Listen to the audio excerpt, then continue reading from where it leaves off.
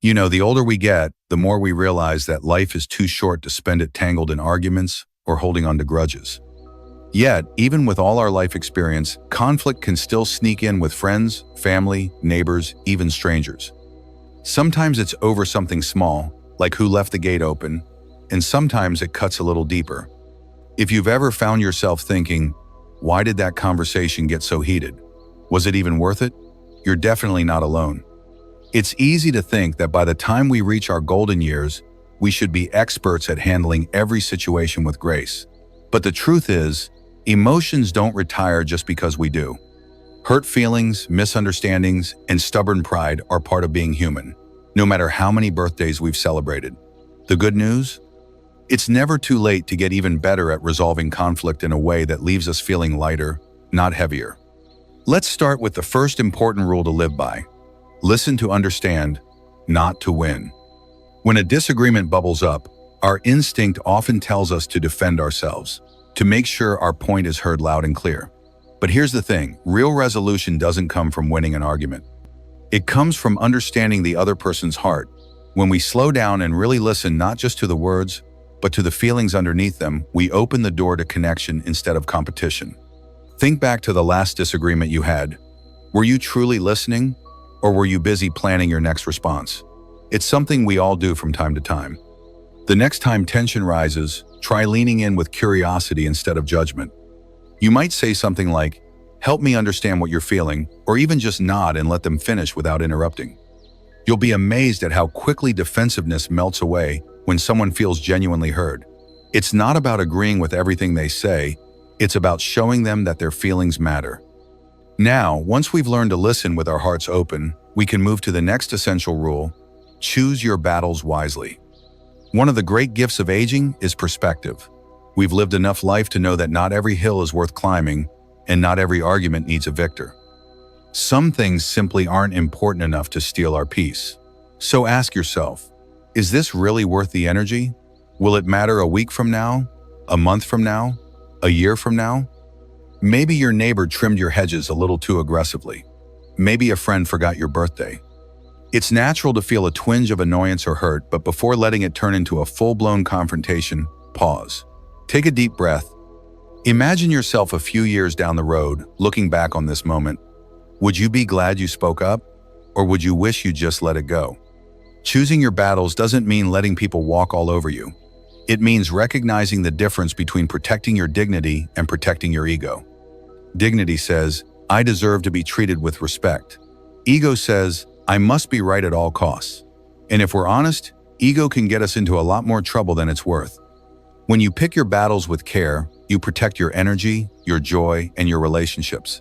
You stay rooted in what truly matters, and that's a gift not just for you, but for everyone around you.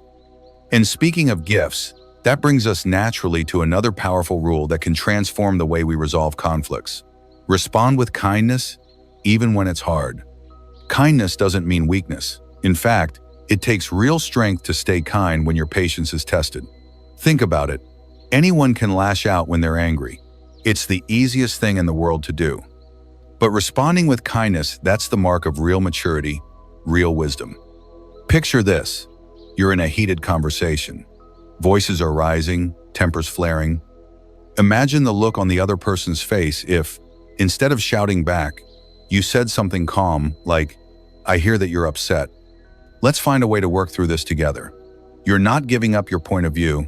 You're simply refusing to let anger steer the ship. Kindness creates space for solutions. It softens defenses. It reminds both you and the other person that beneath all the words and emotions, you're still two human beings trying to be seen, heard, and valued. And when kindness leads the way, conflict doesn't have a chance to build walls between you.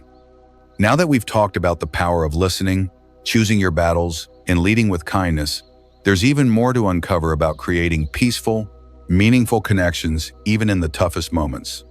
One of the most important things to remember in conflict is that not every disagreement needs to be settled immediately. Sometimes, the best thing we can do is take a step back before responding.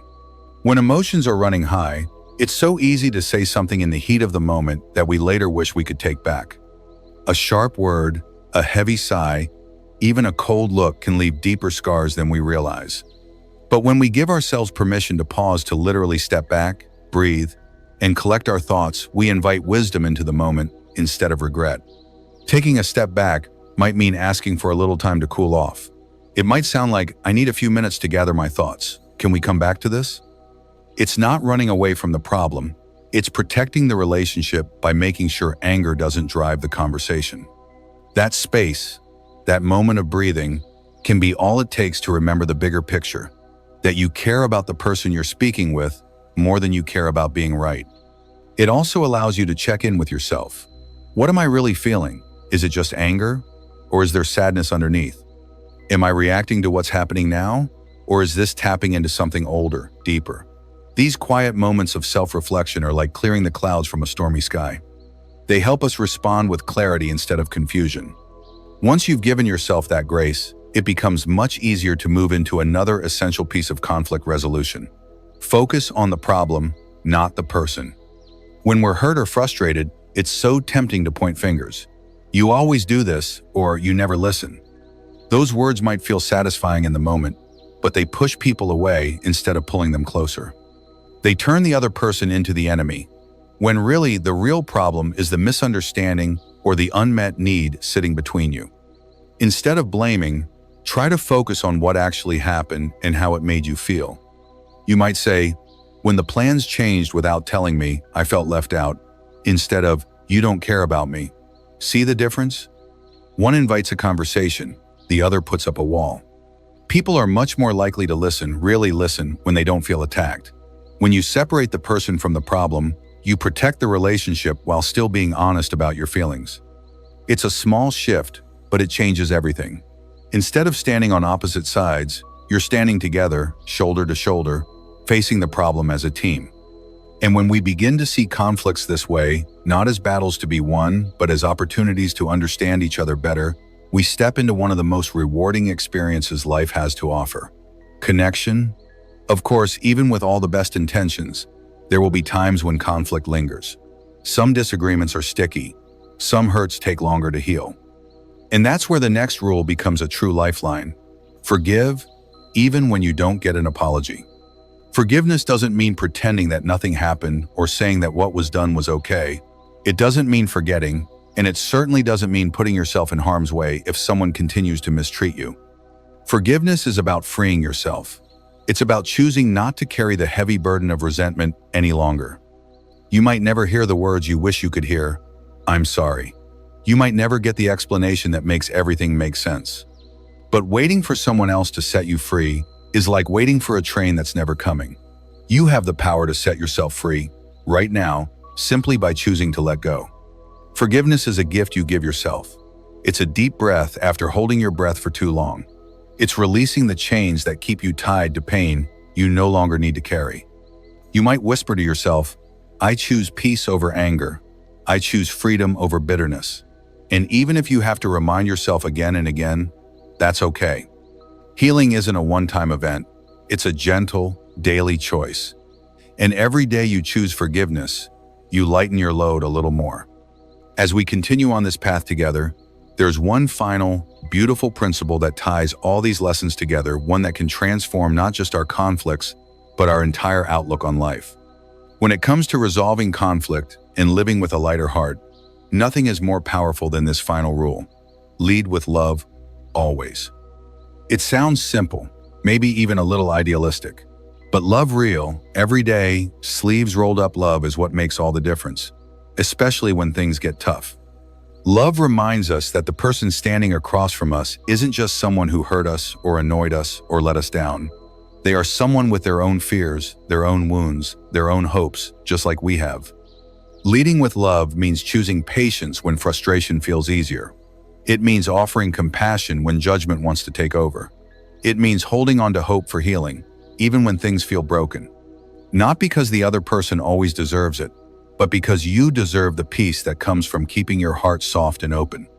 Maybe it's a sibling you haven't spoken to in years, or a neighbor who always seems to find fault with you. Maybe it's even your own adult child, where every conversation feels like tiptoeing through a minefield. Leading with love doesn't mean ignoring the hurt or pretending everything is fine. It means showing up with a spirit of kindness and a willingness to see the best in others even when it's hard. Imagine the power of walking into a difficult conversation, not armed for battle, but wrapped in warmth. Imagine saying, "I care about our relationship. I want us to find a way through this." Imagine being the person who brings light into a dark moment, who refuses to let pride or anger have the last word. It's not always easy. In fact, sometimes it's the hardest thing we can do, but it's also the most rewarding. Because when you lead with love, no matter how the other person responds, you walk away with your head high and your heart full. You walk away knowing you chose grace over grievance, connection over conflict. And the beauty of these 6 rules: listening to understand, choosing your battles, responding with kindness, stepping back before reacting, focusing on the problem, forgiving without waiting, and leading with love, is that they aren't just tools for conflict. They're tools for a richer, more peaceful life. Imagine waking up each day feeling lighter, more open, more connected to the people around you. Imagine knowing that even when disagreements come, and they always will, you have everything you need inside you to face them with wisdom, patience, and heart. Remember, it's never too late to grow, to change, to heal old wounds, and to build bridges where walls once stood. Every day is a new opportunity to practice these lessons, a new chance to bring more peace into your life and the lives of the people you love. So if you found something today that touched your heart or gave you a new way of thinking, I'd love to hear about it. Share your thoughts or your own experiences in the comments below. You never know who you might inspire by sharing your story. And if you enjoyed this video, don't forget to give it a like, subscribe to the channel, and share it with someone you care about. Let's keep spreading wisdom, kindness, and connection, one heart at a time. Thank you for spending a little part of your day here with me. I believe in you. I believe in your strength, your kindness, and your ability to create peace wherever you go. Here's to living your best life at any age with love, courage, and an open heart.